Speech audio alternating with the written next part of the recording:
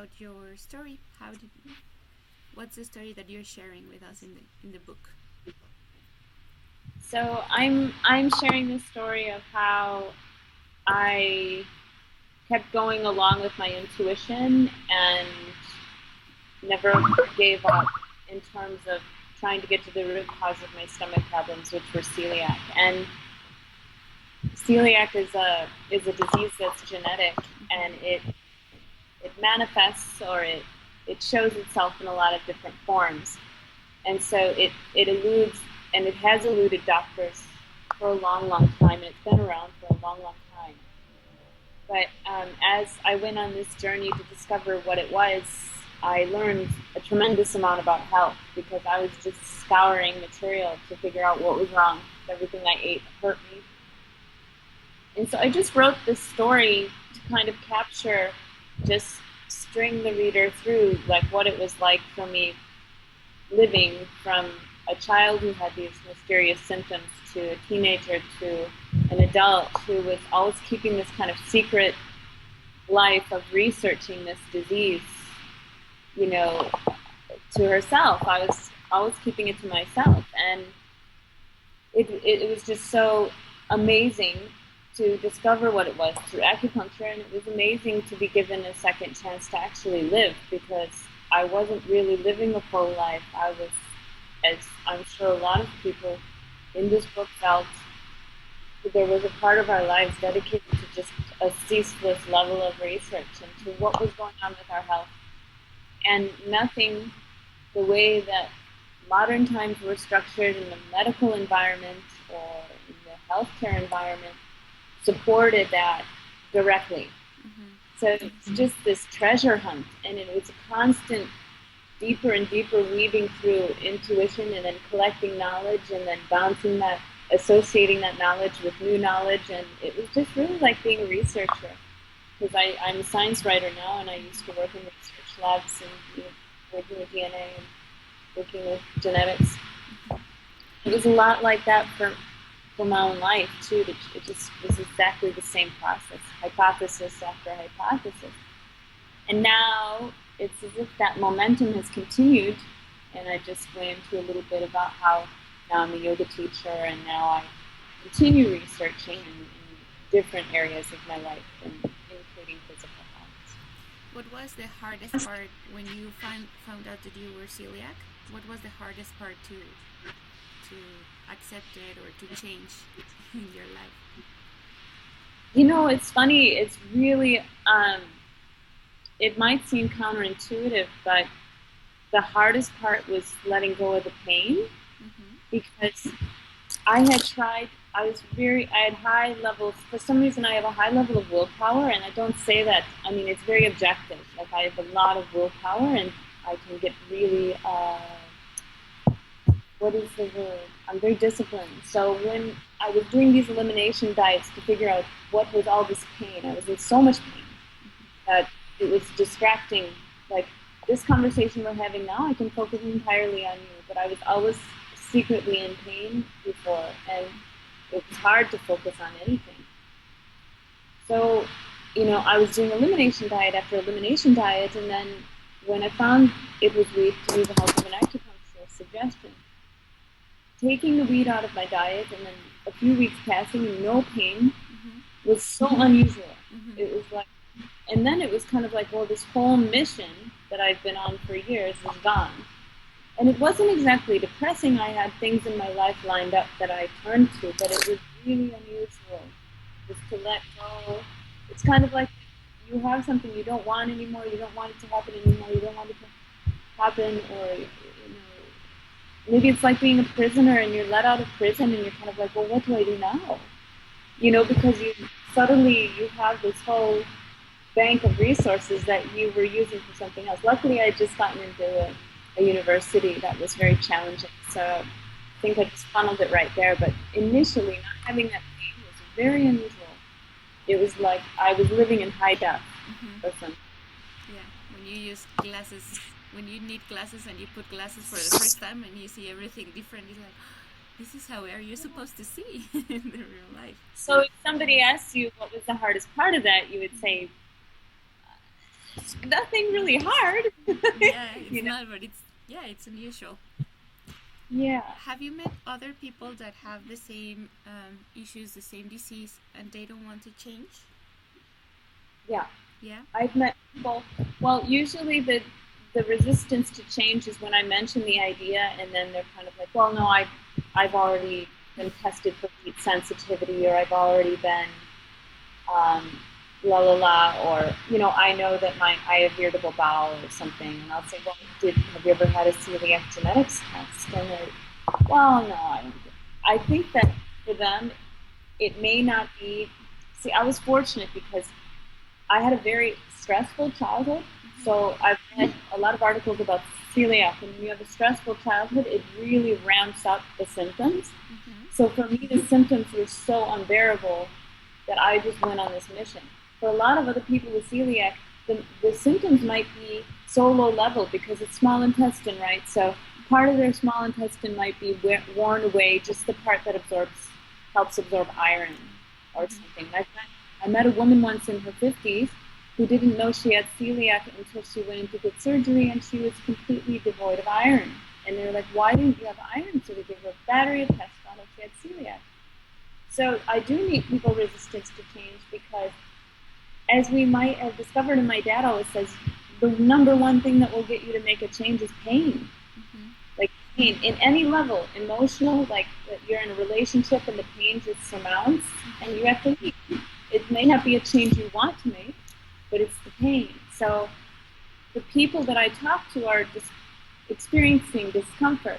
The ones I've seen actually take my advice, well, my sister did, and she was diagnosed, one of my little sisters. I don't know if it was through my advice so much as example with her. She was very smart. And not to say others are dumb, but she's really keen. But then I have a friend too who was suffering with bloating, abdominal pains, and things, and I just nudged her, and she went with it, and she got diagnosed. And it's so exciting for me to see people liberated through understanding that they have this, because this world now, we're living in a day and age with tons of gluten-free stuff, Mm-hmm. tons of recipes. Honestly, it's a huge, massive boom in the last 2 years. I see Yes. gluten-free this, and I'm like, I have been living this for 10 years and just scraping my way through bread that tastes like cardboard, and now, but it's fantastic. I mean, it's a great time to just, if you got it, get it diagnosed. Yes. You know. I think people are kind of scared, thinking that it's kind of a trend, the gluten free food, Hmm. and they think they are going to get diagnosed and not being able to follow a diet like this, and that it's a trend, and it's like a few years ago, I don't know, 10 years ago, that the egg was very bad for your health because it was high on cholesterol and things like that.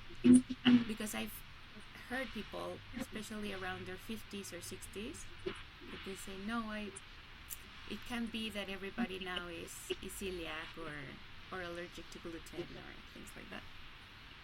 Well, it's funny because, well, because this precisely because this is genetic, Mm-hmm. you can definitively see, and you can see the symptoms of this are gene based Mm-hmm. and then enzyme based. And so what happens essentially is that the wheat molecule is not broken down in the body, and the gluten molecule within that is left intact to a stage that the body is not used to. So suddenly the body sees something that's intact that's usually broken down, and it's like, Mm-hmm. what is this? And then it it just brings in the whole military of defenses, and the whole intestine becomes inflamed. So genetically, it's at a genetic level that this is happening, celiac in particular. What you can look at then, because of genetics, is when did this shift start taking place in history, Mm-hmm. and how prevalent is it? So it's interesting to read about celiac, and if you read, just do a little bit of scientific literature research, and it's not even going to be over your head jargony stuff you're reading. In fact, Scientific American article that I flagged in my chapter, they talk about how this used to be such a bad disease that children were dying from it. They would have such distended abdomens that they would just die, and be so sick. Mm-hmm. And it's so compromising to the immune system, to every system in the body, because you just get bumped up with all this debris. And it's really actually, in the long run, it's quite a serious condition that can really cripple the body gradually from a lot of different angles depending on how it expresses itself. It's so dynamic too, because its start is so simple. It's just a single haplotype in the genome of a person that signals that the person could have this disease. So it is very real, and it is exacerbated by an excessive consumption of wheat. So these same people that say, "Oh, this is just now a trend," it's like, well, look at the consumption of wheat. That's actually a new trend in terms of how much we consume of it, how much is available. 100 years ago, people weren't eating nearly as much as we eat because they didn't have, the industry to produce all that food or the money to buy all that food. And so people are eating a lot more now and a lot more snacking. And guess what's the baseline of all those snacks? Crackers, cookies, breads, cereals, chips. If you look in chips, a lot of chips that are even corn chips have wheat in. So if you look, you can affect the genes from the outside too. So I mean, there's debate about whether or not that's been happening. I would venture to guess it is. Farmers have selected for higher gluten content wheat crops because gluten makes the wheat product, the bread, more spongy, like more delicious and more texture filled. Yeah, and people like that a lot. Yes. Like so much that they'll eat it 6-7 times a day, which you have to scratch your head about. So so it is a trend, but the food, the way that we eat food now, it's also very different than when it was very different. Lots of all the processed food, which has as you said, has gluten, and you don't even know it has gluten, like the chips. So it's in yogurt, if you see modified food starch in anything, not modified cornstarch, but modified food starch in anything, it's got wheat in it. Soy sauce has, wow, wheat in it. So tell us a little bit about your practice. What do you do now? Oh, what do you do?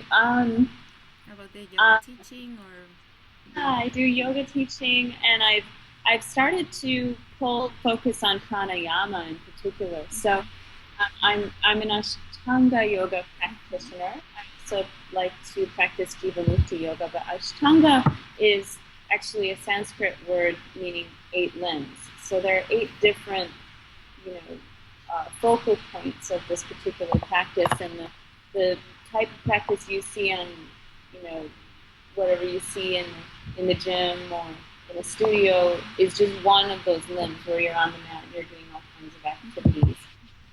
But pranayama is another activity whereby you sit in the lotus position or in a fast-like position or in a comfortable seat, and you start working with the breath so that you, pranayama meaning just the direction of prana, or I wouldn't say mastery of prana, but just working with the prana in the body, the energy through the breath. So what drew me to this is that I got so far into doing the asana, doing the physical practice, stretching, bending my body, circus performer kind of things, and you get to a point, and I was saying, but I'm still snappy. I still get stressed out. Nothing spiritually has really shifted the way that I wanted. And I just intuitively, similar to when I was searching for these celiac things, my intuition just has kicked in and just grabbed onto the things that it felt were right. So I was like, okay, I'm a very fiery person. I've got a quick temper. I've got quick lightning. I mean, it works in good ways and in some could be detrimental ways. So I like to work with the breath because it slows me down. And I like to do this practice every day because the breath is very closely linked with the nervous system. And so if you can start to trigger and key into your breath, you can start to affect positively the nervous system. And today we're living in a time where we've got this phone and it's constantly going off, and we've got all kinds of things. And my teacher mentions it. My teacher, Paul Dallahan in Thailand, excellent teacher. a wonderful foremost teacher of pranayama, Western teacher. And he talks about how, like there used to be tigers and lions chasing us, not so long ago. Humans, we had these big threats, Mm-hmm. right? They would ramp up our nervous system. So we have an action leg of our nervous system and a relaxation leg. And that action leg of the nervous system wasn't always triggered. It was triggered more rarely than it is now. Now it's like you get an email that stresses you out, like your boss is upset about something. The tiger's out. Hey, tiger's chasing you.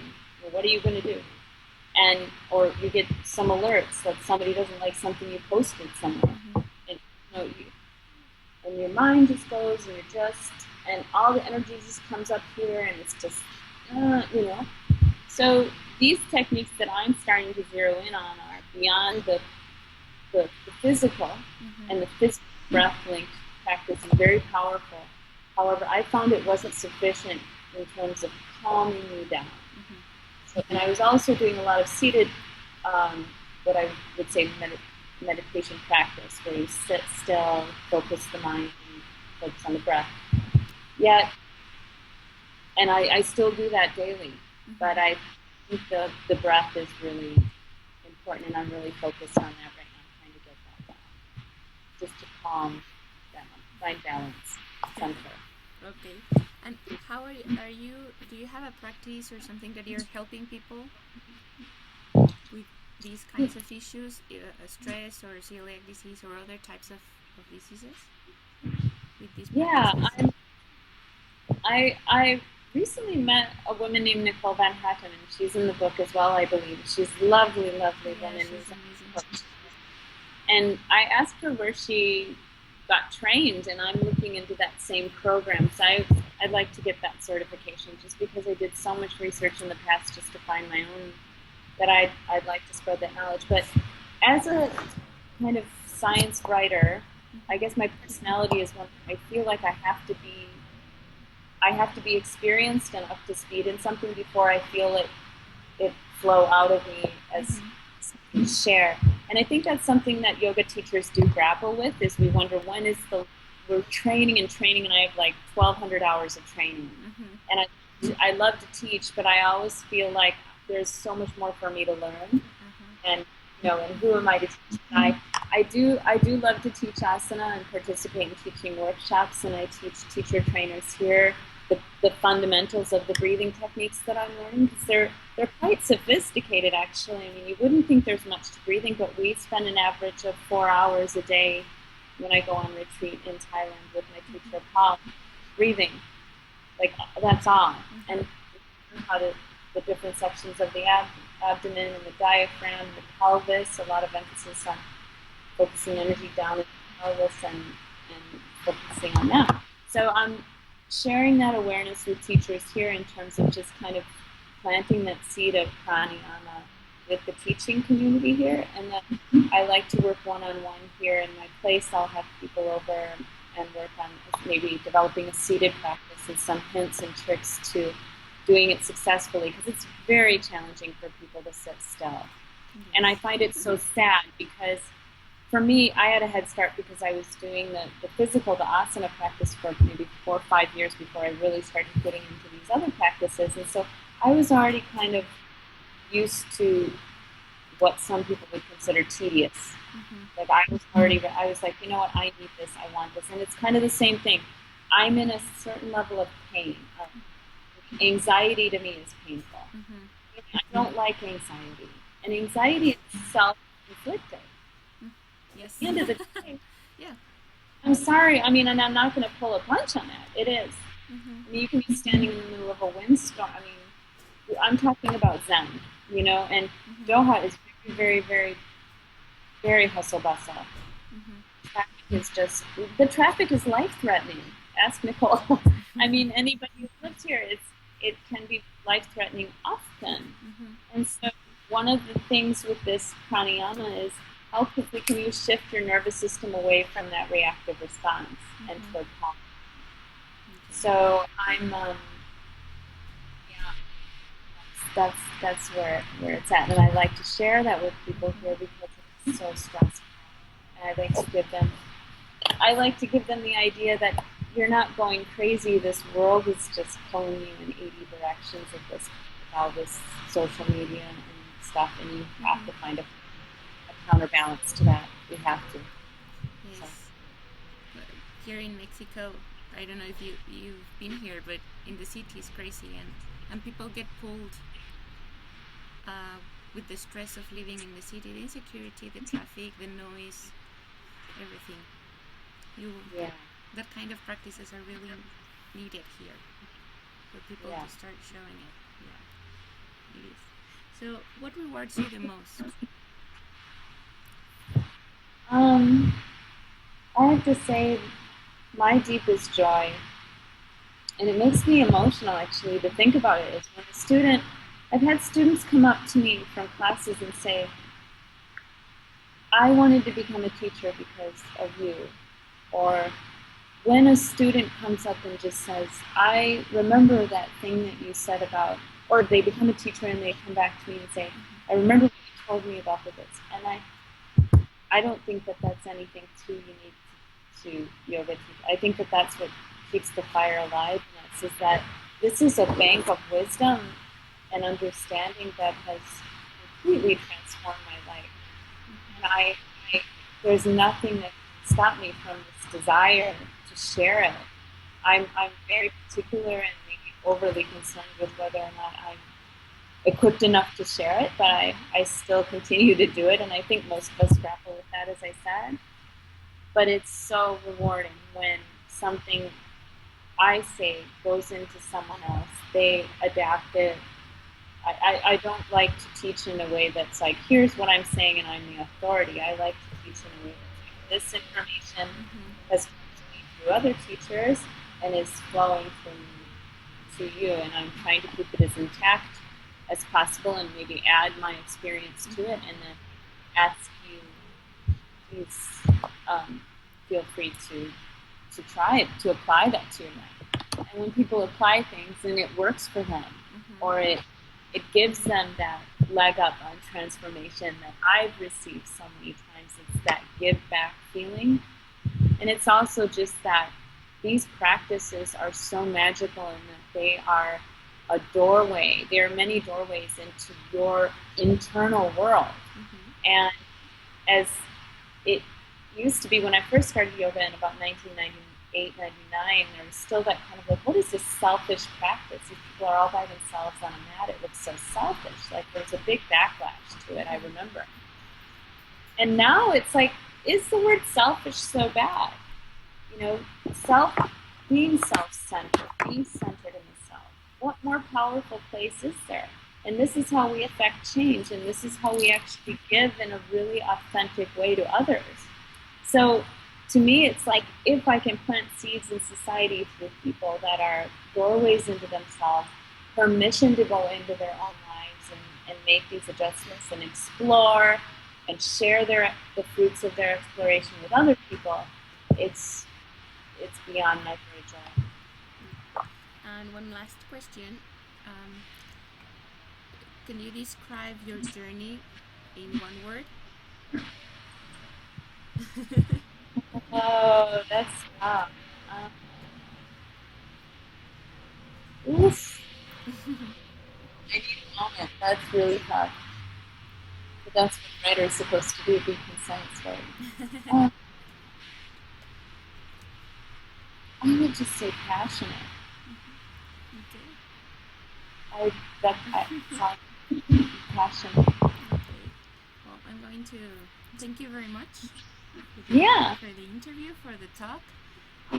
It's been amazing meeting you in person. Well, not in person, but we can see each other because I've met most of you only by email right now. And so, thank you very much, Emily, for sharing this story with us. Thank you for allowing me to.